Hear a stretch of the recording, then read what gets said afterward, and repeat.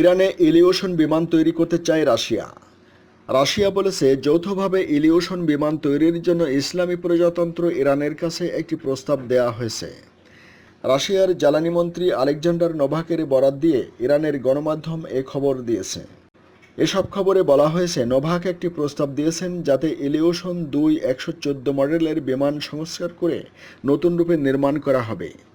এ বিষয়ে তিনি কয়েকদিন আগে ইরানের কর্মকর্তাদের সঙ্গে বৈঠক করেছেন।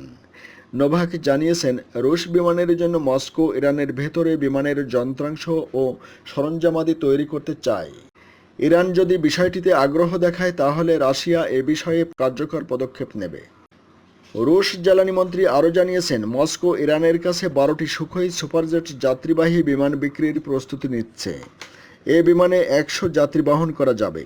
নোভাক জোর দিয়ে বলেন, ইরানের কর্মকর্তারা তাকে আশ্বস্ত করেছেন যে খুব শিগগিরই সুখোই সুপারজেট কেনা হবে।